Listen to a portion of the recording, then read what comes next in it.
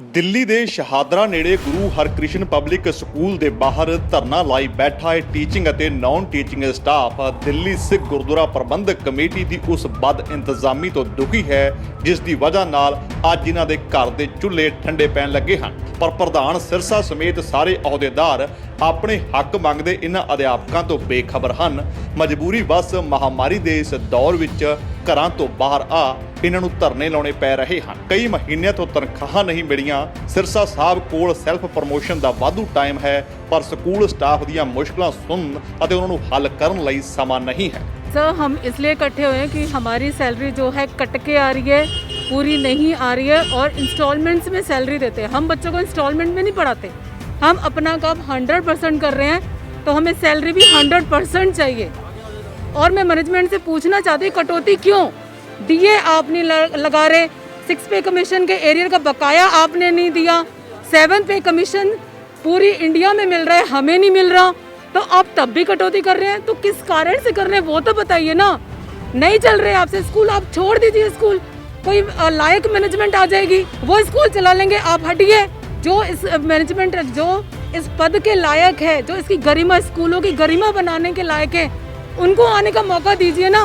आपसे स्कूल चल नहीं रहे, आप वैसे शिप के तो आप कैप्टन बनते हैं, आपने शिप तो डुबो दी है, साथ में हमारे बच्चों का भविष्य और हम भी डूब रहे हैं। तो हम कब तक सहन करेंगे आप ये बताइए। जब तक हमारी पूरी सैलरी नहीं आती, हमें मैनेजमेंट की तरफ से आश्वासन नहीं दिया जाता आपका बकाया पूरा किया जाएगा, हम यहाँ से हिलने वाले नहीं है, कोई भी नहीं हिलेगा। सर वही बात है ना कि जब हम उनसे बात करते हैं तो जस्ट वो एक आई वॉश करते हैं, ब्रेन वॉश करते हैं, जस्ट आश्वासन देते हैं, भरोसा दिलाते हैं और उसको बहुत आसानी से तोड़ देते हैं।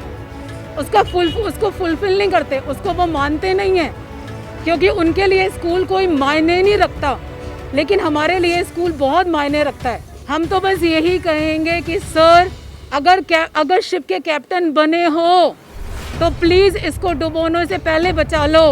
चूहे की तरह मत भागिए, जैसे डूबने पे चूहा सबसे पहले भागता है। प्लीज़ आके इसको बचाइए, अपनी जिम्मेदारी समझिए।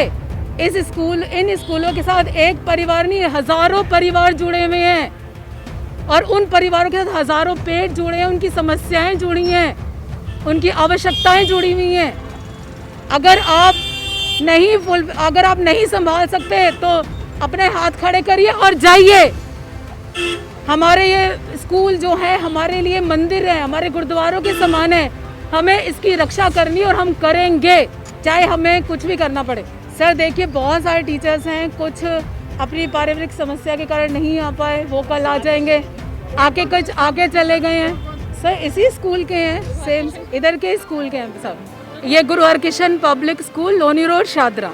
ਪਿਛਲੇ ਲੰਮੇ ਸਮੇਂ ਤੋਂ ਇਹ ਸਟਾਫ ਆਪਣੀਆਂ ਤਨਖਾਹਾਂ ਲਈ ਸੜਕਾਂ ਤੇ ਹੈ, ਕੋਰਟ ਤੱਕ ਫਟਕਾਰ ਲਾ ਚੁੱਕੀ ਹੈ ਪਰ ਆਪਣੀਆਂ ਬਦ ਇੰਤਜ਼ਾਮੀਆਂ ਨਾਲ ਬਦਹਾਲ ਹੋਈ ਕਮੇਟੀ ਇਹਨਾਂ ਨਾਲ ਵੱਡੀ ਬੇਇਨਸਾਫੀ ਕਰ ਰਹੀ ਹੈ। ਉਹਨਾਂ ਦੀਆਂ ਮੰਗਾਂ ਸੁਣ ਕੋਈ ਭਰੋਸਾ ਦੇਣ ਦਾ ਵੀ ਵਕਤ ਨਹੀਂ ਅਤੇ ਅਹੁਦੇਦਾਰ ਆਪਣੀਆਂ ਮਨ ਆਈਆਂ ਕਰ ਰਹੇ ਹਨ। ਅਸੀਂ ਨਾ ਪਿਛਲੇ 23 ਸਾਲਾਂ ਤੋਂ ਵੈਸੇ ਤਾਂ ਸੈਲਰੀ ਦੀ ਲੜਾਈ ਲੜ ਰਹੇ ਹਾਂ, ਲੇਕਿਨ ਕੋਵਿਡ ਦੇ ਟਾਈਮ ਦੇ ਵਿੱਚ ਬਿਲਕੁਲ ਹੀ ਬੁਰਾ ਹਾਲ ਹੋ ਗਿਆ। ਪਹਿਲਾਂ ਹੀ ਅੱਧੀ ਸੈਲਰੀ ਮਿਲ ਰਹੀ ਸੀ, ਹੁਣ ਉਸ ਅੱਧੀ ਸੈਲਰੀ ਦਾ ਵੀ ਅੱਧੀ ਸੈਲਰੀ ਕਰਤੀ ਹੈ ਤੇ ਅਸੀਂ ਪਰੇਸ਼ਾਨ ਇੰਨੇ ਹੋ ਗਏ ਆ ਜੀ। ਹੁਣ ਸਾਡੇ ਘਰ ਦੇ ਖਰਚੇ ਵੀ ਨਹੀਂ ਚੱਲ ਰਹੇ ਹੈ ਜੀ। ਮੈਂ ਆਪਣੀ ਗੱਲ ਕਰਾਂ ਤੇ ਮੇਰੀ 30,000 ਰੁਪਏ ਸੈਲਰੀ ਆਉਂਦੀ ਹੈ ਤੇ 30,000 ਹੀ ਮੇਰੀ ਘਰ ਦੀ ਇੰਸਟਾਲਮੈਂਟ ਹੈ। ਇਸ ਤੋਂ ਬਾਅਦ ਮੈਂ ਕਿਵੇਂ ਡਾਟਾ ਰਿਚਾਰਜ ਕਰਾਊਂ ਜੀ ਬੱਚਿਆਂ ਨੂੰ ਪੜ੍ਹਾਉਣ ਵਾਸਤੇ, ਕਿਵੇਂ ਆਪਣੇ ਬੱਚੇ ਦੀ ਫੀਸ ਭਰਨੀ ਹੈ, ਕਿਵੇਂ ਮੈਂ ਅੱਜ ਆਪਣੇ ਘਰ ਦਾ ਰਾਸ਼ਨ ਪਾਣਾ ਹੈ, ਮੈਨੂੰ ਨਹੀਂ ਸਮਝ ਆ ਰਿਹਾ। ਸਰ 9 ਵਜੇ ਤੋਂ ਅਸੀਂ ਬੈਠੇ ਹੋਏ ਆ, ਅਸੀਂ ਅੰਦਰ ਬੈਠਣਾ ਸੀਗਾ ਤੇ ਲੇਕਿਨ ਅੰਦਰ ਤਾਲੇ ਲੱਗੇ ਹੋਏ, ਸਾਨੂੰ ਮਜਬੂਰ ਹੋ ਕੇ ਬਾਹਰ ਬੈਠਣਾ ਪਿਆ। ਫਿਰ ਅਸੀਂ ਕਿਸੇ ਨੂੰ ਰਿਕੁਐਸਟ ਕੀਤੀ ਕਿ ਰਾਤ ਤੇ ਸਾਡਾ ਇੰਤਜ਼ਾਮ ਕੀਤਾ ਉਹਨਾਂ ਨੇ ਬੈਠਣ ਦਾ, ਲੇਕਿਨ ਅਸੀਂ ਇੱਥੋਂ ਛੱਡ ਕੇ ਨਹੀਂ ਜਾਣਾ ਹੈਗਾ ਜਦ ਤੱਕ ਸਾਨੂੰ ਸੈਲਰੀ ਨਹੀਂ ਮਿਲਦੀ। ਜਿਹੜੀ ਵੀ ਸੈਲਰੀ ਆ ਰਹੀ ਹੈ ਬੜੀ ਅੱਧੀ ਪਚੱਧੀ ਆ ਰਹੀ ਹੈ। ਜਿਹੜਾ ਸਾਨੂੰ ਅੱਧੀ ਸੈਲਰੀ ਦਿੰਦੇ ਸੀ ਹੁਣ ਉਹਦੀ ਵੀ ਅੱਧੀ ਆ ਰਹੀ ਹੈ ਸੈਲਰੀ। ਮਤਲਬ ਮੈਂ 30,000 ਰੁਪਏ ਸੈਲਰੀ ਆ ਰਹੀ, ਟੀਚਰ ਦੀ ਜਿਹੜੀ ਸੈਲਰੀ ਹੈ ਜੀ ਉਹ ਅੱਜ 30,000 ਰੁਪਏ 35,000 ਰੁਪਏ ਸੈਲਰੀ ਆ ਰਹੀ ਹੈ ਸਾਡੀ ਸਿਰਫ। ਉਹ ਵੀ ਅਜੇ ਅਪ੍ਰੈਲ 30,000 ਜਿਹੜੇ ਉਹਨੇ ਨੇ ਉਹ ਵੀ ਅਗਸਤ ਦੇ ਵੀ ਨਹੀਂ ਆਏ ਤੇ ਅੱਜ ਸੈਪਟੈਂਬਰ ਵੀ ਨਿਕਲ ਗਿਆ। ਕਿਸੇ ਨੇ ਕੋਈ ਫੋਨ ਨਹੀਂ, ਕੁਛ ਨਹੀਂ। ਮਨਜਿੰਦਰ ਸਿੰਘ ਸਰਸਾ ਨੂੰ ਮੈਂ ਵੌਇਸ ਨੋਟ ਛੱਡਿਆ ਸੀਗਾ, ਉਹਨਾਂ ਨੂੰ ਬੋਲਿਆ ਸੀ ਸਕੂਲ ਦੇ ਡੇਟ ਖੁਲਵਾ ਦਿਓ, ਅਸੀਂ ਕੋਈ ਤਮਾਸ਼ਾ ਨਹੀਂ ਕਰਨਾ ਚਾਹੁੰਦੇ, ਅੰਦਰ ਬੈਠਾਂਗੇ ਜਦ ਤੱਕ ਸਾਡੀ ਸੈਲਰੀ ਰਿਲੀਜ਼ ਨਹੀਂ ਹੁੰਦੀ। ਲੇਕਿਨ ਉਹਨਾਂ ਨੇ ਕਿਹਾ ਮੈਨੇਜਮੈਂਟ ਨਾਲ ਗੱਲ ਕਰੋ। ਮੈਂ ਸਰਸਾ ਸਾਹਿਬ ਨੂੰ ਇਹ ਪੁੱਛਣਾ ਚਾਹ ਰਹੀ ਹਾਂ ਕਿ ਜਿੱਦਣ ਪੈਸੇ ਚਾਹੀਦੇ ਹੁੰਦੇ ਨੇ ਸਕੂਲੋਂ ਲੈ ਕੇ ਜਾਣੇ ਹੁੰਦੇ ਨੇ, ਉਦੋਂ ਸਾਈਨ ਕਰਕੇ ਤੁਸੀਂ ਮੇਲ ਪਾ ਦਿੰਦੇ ਹੋ ਤੇ ਇੰਨੇ ਪੈਸੇ ਤੁਸੀਂ ਟ੍ਰਾਂਸਫਰ ਕਰ ਦਿਓ। ਔਰ ਜਿੱਦਣ ਅਸੀਂ ਟੀਚਰਸ ਨੂੰ ਪੈਸੇ ਰਿਲੀਜ਼ ਕਰਨੇ ਹੁੰਦੇ ਨੇ ਉਦੋਂ ਤੁਸੀਂ ਵਰਬਲ ਆਰਡਰ ਭੇਜ ਦਿੰਦੇ ਹੋ ਪ੍ਰਿੰਸੀਪਲਸ ਨੂੰ ਕਿ ਤੁਸੀਂ ਸਿਰਫ 60% ਸੈਲਰੀ ਰਿਲੀਜ਼ ਕਰੋਗੇ। ਪਹਿਲਾਂ ਹੀ ਤੁਸੀਂ 6th ਪੇ ਕਮਿਸ਼ਨ ਦੇ ਹਿਸਾਬ ਨਾਲ ਸਾਨੂੰ ਸੈਲਰੀ ਦੇ ਰਹੇ ਹੋ, ਉਹ ਵੀ ਤੁਹਾਨੂੰ ਡੀਏ ਅਪਡੇਟ ਨਹੀਂ ਕੀਤਾ। ਤੁਸੀਂ ਸਾਡੀ ਡਿਮਾਂਡਸ ਦੇਖੀਆਂ ਹੋਣਗੀਆਂ ਕਿ ਅਪਡੇਟ ਡੀਏ ਕਿ ਜਿਹੜਾ ਡੀਏ 164% ਚੱਲ ਰਿਹਾ 148% ਸਾਨੂੰ ਦੇ ਰਹੇ ਨੇ, ਤੇ ਇੰਕਰੀਮੈਂਟ ਹੋਰ ਜਿਹੜੀ ਲੱਗਣੀ ਸੀ ਜੁਲਾਈ ਦੇ ਵਿੱਚ ਉਹ ਵੀ ਨਹੀਂ ਲਾਈ। ਜਿਹੜੀ ਸੈਲਰੀ ਦੇ ਰਹੇ ਨੇ ਉਹ ਵੀ ਨਹੀਂ ਪੂਰੀ ਦੇ ਰਹੇ, ਉਹਦੀ ਵੀ 60% ਹੈ, ਉਹ ਵੀ 2 ਮਹੀਨਿਆਂ ਬਾਅਦ। ਅਸੀਂ ਘਰ ਕਿੱਧਰੋਂ ਚਲਾਈਏ? ਕੋਈ ਕਿਸੇ ਦਾ ਕੋਈ ਜਵਾਬ ਨਹੀਂ ਹੈਗਾ ਸਰ। ਜਦ ਤੱਕ ਸਾਡੀ ਸੈਲਰੀ ਰਿਲੀਜ਼ ਨਹੀਂ ਹੁੰਦੀ ਅਸੀਂ ਇੱਥੇ ਹੀ ਬੈਠੇ ਹਾਂ, ਮੋਰਚਾ ਲਾ ਕੇ ਬੈਠੇ ਹਾਂ। ਧਰਨਾ ਨਹੀਂ ਕਹਿ ਸਕਦੀ, ਮੋਰਚਾ ਕਹਿ ਸਕਦੀ। ਅਸੀਂ ਦਿਨ ਰਾਤ ਇੱਥੇ ਬੈਠੇ ਹਾਂ ਔਰ ਉਦੋਂ ਤੱਕ ਨਹੀਂ ਛੱਡਣਾ ਹੈਗਾ ਇੱਥੋਂ ਜਦ ਤੱਕ ਸਾਡੀ ਸੈਲਰੀ ਰਿਲੀਜ਼ ਨਹੀਂ ਕਰਦੇ। ਹਾਲਾਂਕਿ ਸ਼੍ਰੋਮਣੀ ਅਕਾਲੀ ਦਲ ਦਿੱਲੀ ਦੇ ਆਗੂ ਮਨਜੀਤ ਸਿੰਘ ਮੰਡਾਵਲੀ ਇਸ ਮੌਕੇ ਪਹੁੰਚੇ। ਉਹਨਾਂ ਨੇ ਆਪਣੇ ਪੱਧਰ ਤੇ ਅਧਿਆਪਕਾਂ ਦਾ ਹੌਸਲਾ ਵਧਾਇਆ ਅਤੇ ਉਹਨਾਂ ਨੇ ਧੁੱਪ 'ਚ ਧਰਨਾ ਦੇ ਰਹੇ ਅਧਿਆਪਕਾਂ ਲਈ ਚਾਹ ਪਾਣੀ ਦਾ ਇੰਤਜ਼ਾਮ ਸਮੇਤ ਟੈਂਟ ਲਾਉਣ ਦੀ ਵਿਵਸਥਾ ਵੀ ਕਰਵਾਈ। ਮੈਂ ਮਨਜੀਤ ਸਿੰਘ ਮੰਡਾਵਲੀ ਸ਼੍ਰੋਮਣੀ ਅਕਾਲੀ ਦਿੱਲੀ ਵੱਲੋਂ ਤੇ ਪੂਰੀ ਜ਼ਿਲ੍ਹੇ ਸੀਨੀਅਰ ਮੀਤ ਪ੍ਰਧਾਨ ਦੇ ਮੈਨੂੰ ਸੇਵਾ ਮਿਲੀ ਹੈ ਜੀ। ਤੇ ਮੈਂ ਸਭ ਤੋਂ ਪਹਿਲੇ ਅੱਜ ਸਾਨੂੰ ਪ੍ਰਧਾਨ ਸਾਹਿਬ ਦਾ ਫੋਨ ਆਉਂਦਾ ਹੈ। ਪ੍ਰਧਾਨ ਸਾਹਿਬ ਜੀ ਸਾਨੂੰ ਪਰਮਜੀਤ ਸਰਨਾ ਜੀ ਨੇ ਸਾਨੂੰ ਆਖਿਆ ਕਿ ਬਈ ਲੋਨੀ ਸਕੂਲ ਦਾ ਸਟਾਫ ਅੱਜ ਉੱਥੇ ਬੈਠੇ ਹੋਏ ਨੇ ਧਰਨੇ ਤੇ, ਵਿਚਾਰੇ ਪਰੇਸ਼ਾਨ ਨੇ, ਤੇ ਤੁਸੀਂ ਇਹ ਸੇਵਾ ਸੰਭਾਲੋ ਤੇ ਉਹਨਾਂ ਵਾਸਤੇ ਚਾਹ ਪਾਣੀ ਦਾ ਲੰਗਰ ਲੈ ਕੇ ਪਹੁੰਚੋ। ਪ੍ਰਧਾਨ ਸਾਹਿਬ ਦਾ ਹੁਕਮ ਸਿਰ ਮੱਥੇ ਅਸੀਂ ਆਏ ਹਾਂ। ਸਾਡੀ ਪੂਰੀ ਟੀਮ ਵਾਰਡ ਨੰਬਰ 46 ਦੀ ਪੂਰੀ ਟੀਮ ਇੱਥੇ ਆਈ ਹੋਈ ਤੇ ਨਾਲ ਸੇਵਾ ਸੰਭਾਲੀ ਹੋਈ ਹੈ। ਸਭ ਤੋਂ ਵੱਡੀ ਗੱਲ ਤਾਂ ਗੁਰਪ੍ਰੀਤ ਸਾਧ ਸੰਗਤ ਜੀ ਹੈ ਕਿ ਇੰਨੀ ਸੰਗਤ ਜਿਹੜੀ ਅੱਜ ਇੰਨੀ ਪਰੇਸ਼ਾਨ ਹੈ, ਇਹ ਪਰੇਸ਼ਾਨ ਹੋਣ ਦਾ ਕਾਰਨ ਕੀ ਹੈ? ਕਿਆ ਗੁਰਦੁਆਰਾ ਕਮੇਟੀ ਕੋਲ ਫੰਡ ਨਹੀਂ ਹੈ? 123 ਕਰੋੜ ਸਰਨਾ ਸਾਹਿਬ ਛੱਡ ਕੇ ਗਏ ਨੇ, ਉਹ ਕਿੱਥੇ ਗਿਆ? ਔਰ ਮੈਨੂੰ ਇੱਥੇ ਆ ਕੇ ਪਤਾ ਲੱਗਾ 123 ਕਰੋੜ ਦੇ ਵਿੱਚੋਂ 27 ਕਰੋੜ ਰੁਪਈਆ ਤਾਂ ਸਿਰਫ ਇਸ ਸਕੂਲ ਸਾਹਿਬ ਦਾ ਸੀਗਾ, ਜਿਹਦਾ ਕੋਈ ਅਕਲ ਅਤਾ ਪਤਾ ਨਹੀਂ ਹੈ। ਔਰ ਇਹਨਾਂ ਦੀ ਹਾਲਤ ਦੇਖਦੇ ਹੋਏ ਸਾਨੂੰ ਆਪਣੇ ਆਪ ਤੇ ਵੀ ਥੋੜਾ ਗੁੱਸਾ ਆਉਂਦਾ ਕਿ ਜਿਹੜੇ ਸਾਡੇ ਆਪਣਾ ਸਕੂਲ ਦੇ ਜਿਹੜੇ ਪ੍ਰਬੰਧਕ ਹੈਗੇ ਨੇ ਉਹ ਇੰਨੀ ਮਾੜੀ ਹਾਲਤ ਨੇ। ਸਾਡੀ ਵਾਲੀ ਪਾਰਟੀ ਵੱਲੋਂ ਸਭ ਤੋਂ ਪਹਿਲੇ ਤਾਂ ਇਹਨਾਂ ਨੂੰ ਆਸ਼ਵਾਸਨ ਦਿੱਤਾ ਗਿਆ ਹੈ ਜੀ। ਔਰ ਦੂਜੀ ਗੱਲ ਹੈ ਕਿ ਜੋ ਪਰੇਸ਼ਾਨੀਆਂ ਨੂੰ ਆ ਰਹੀ ਹੈ, ਜਿਵੇਂ ਬੈਠਣ ਦੀ, ਟੈਂਟ ਦੀ, ਧੁੱਪ 'ਚ ਬੈਠੇ ਨੇ, ਚਾਹ ਪਾਣੀ ਦੀ, ਔਰ ਈਵਨ ਬਲਕਿ ਰਾਤ ਜੋ ਇਹਨਾਂ ਸਟੇ ਕਰਨਗੇ ਉਹਦੇ ਵਾਸਤੇ ਪੂਰੀ ਤਰ੍ਹਾਂ ਤਿਆਰੀ ਕਰਨ ਸਰਨਾ ਸਾਹਿਬ ਨੇ ਸਾਨੂੰ ਸੇਵਾ ਦਿੱਤੀ ਹੈ, ਉਹੀ ਸੇਵਾ ਹੀ ਸੰਭਾਲਾਂਗੇ। ਔਰ ਰਾਤ ਇਹਨਾਂ ਦੀ ਸੁਰੱਖਿਆ ਵਾਸਤੇ ਵੀ ਅਸੀਂ ਇੱਥੇ ਰੁਕਾਂਗੇ। ਅਸੀਂ ਆਪ ਆਵਾਂਗੇ, ਰਾਤ ਇੱਥੇ ਰੁਕਾਂਗੇ, ਇਹਨਾਂ ਨਾਲ ਬਿਲਕੁਲ ਮੋਢੇ ਮੋਢੇ ਮਿਲਾ ਖੜੇ ਹੋਵਾਂਗੇ। ਜਦ ਤੱਕ ਇਹਨਾਂ ਦੀ ਲੜਾਈ ਚਾਲੂ ਹੈ ਅਸੀਂ ਇਹਨਾਂ ਨਾਲ ਰਵਾਂਗੇ, ਬਿਲਕੁਲ ਵੀ ਪਿੱਛੇ ਨਹੀਂ ਹੋਵਾਂਗੇ ਔਰ ਬਿਲਕੁਲ ਤਨ ਮਨ ਧਨ ਨਾਲ ਪੂਰੇ ਜੋਸ਼ ਨਾਲ ਇਹਨਾਂ ਨਾਲ ਅਸੀਂ ਖੜੇ ਰਵਾਂਗੇ। DSGMC ਅਧੀਨ ਚੱਲਦੇ ਵਿਦਿਅਕ ਅਦਾਰਿਆਂ ਦਾ ਸਟਾਫ ਲਗਾਤਾਰ ਆਪਣੀਆਂ ਮੰਗਾਂ ਨੂੰ ਲੈ ਕੇ ਸੜਕਾਂ ਤੇ ਹੈ, ਰੋਸ ਮੁਜ਼ਾਹਰੇ ਕਰ ਰਿਹਾ ਹੈ। DSGMC ਅਹੁਦੇਦਾਰਾਂ ਵੱਲੋਂ ਲਗਾਤਾਰ ਲਾਰੇ ਲਾਏ ਜਾਂਦੇ ਹਨ, ਪਰ ਹਰ ਵਾਰ ਅੰਜਾਮ ਉਹੀ ਹੁੰਦਾ ਹੈ, ਹਰ ਵਾਰ ਵਾਅਦਾ ਖਿਲਾਫੀ ਕੀਤੀ ਜਾਂਦੀ ਹੈ। ਸ਼੍ਰੋਮਣੀ ਅਕਾਲੀ ਦਲ ਦਿੱਲੀ ਦੇ ਯੂਥ ਵਿੰਗ ਦੇ ਸੀਨੀਅਰ ਵਾਈਸ ਪ੍ਰੈਜ਼ੀਡੈਂਟ ਸਰਦਾਰ ਜਸਮੀਤ ਸਿੰਘ ਪੀਤਮਪੁਰਾ ਦਾ ਕਹਿਣਾ ਹੈ ਕਿ ਬੜੀ ਮੰਦਭਾਗੀ ਗੱਲ ਹੈ, ਪਰ ਕਮੇਟੀ ਉੱਪਰ ਜੋ ਮੌਜੂਦਾ ਅਹੁਦੇਦਾਰ ਕਾਬਜ ਹਨ ਉਹਨਾਂ ਤੋਂ ਇਸ ਦੀ ਭਲਾ ਕੀ ਉਮੀਦ ਕੀਤੀ ਜਾ ਸਕਦੀ ਹੈ। ਜਿਨ੍ਹਾਂ ਦੇ ਆਪਣੇ ਘਰ ਦੇ ਬਾਹਰ ਧਰਨੇ ਲੱਗੇ ਹੋਣ, ਸਕੂਲ ਸਟਾਫ ਬੈਠ ਕੇ ਆਪਣੇ ਹੱਕ ਲਈ ਧਰਨੇ ਲਾ ਕੇ ਬੈਠਾ ਹੋਏ ਇਸ ਬਿਮਾਰੀ ਦੇ ਅੰਦਰ ਵੀ, ਤਾਂ ਉਹ ਦੂਜੇ ਜਾ ਕੇ ਦਰਜੇ ਖਟਖਟਾਉਣ ਕਿ ਬੜੀ ਬੇਸ਼ਰਮੀ ਵਾਲੀ ਗੱਲ ਹੈ ਕਿ ਪਹਿਲੇ ਤੁਸੀਂ ਆਪਣਾ ਘਰ ਤੇ ਸੰਵਾਰ ਲਓ, ਫਿਰ ਜਾ ਕੇ ਦੂਜਿਆਂ ਦੇ ਘਰ ਜਾ ਕੇ ਰੌਲਾ ਪਾਉਣਾ।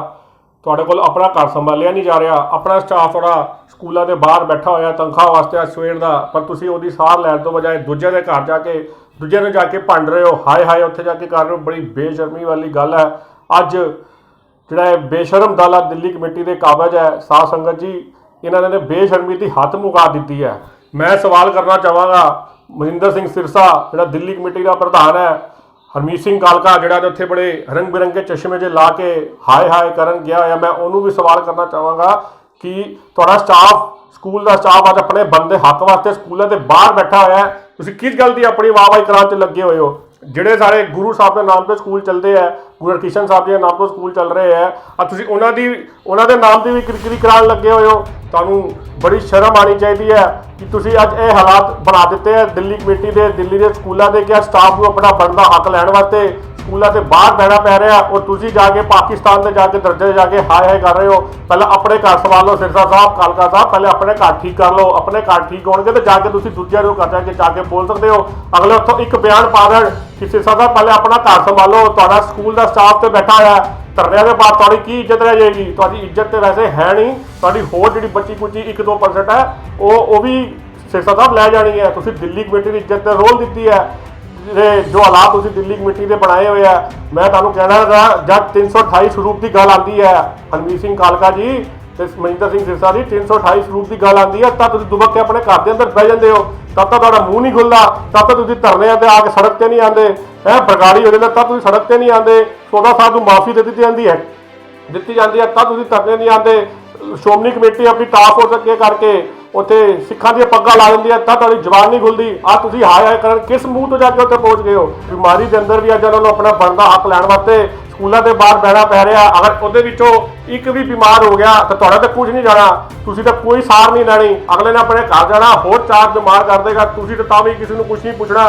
ਤੁਹਾਡੇ 4 ਸਕੂਲ ਦੇ ਸਟਾਫ ਮਰ ਗਏ ਤਾਂ ਤੁਸੀਂ ਨਹੀਂ ਪੁੱਛਿਆ, ਅਗਲਾ ਤਨਖਾਹ ਮੰਗ ਕੇ ਥੱਕ ਗਿਆ, ਤਨਖਾਹ ਮੰਗਦੇ ਮੈਸੇਜ ਕਰਦੇ ਤੁਹਾਨੂੰ ਦਿੱਤਾ ਤਾਂ ਉਹ ਰੱਬ ਨੂੰ ਹੀ ਪਿਆਰਾ ਹੋ ਗਿਆ।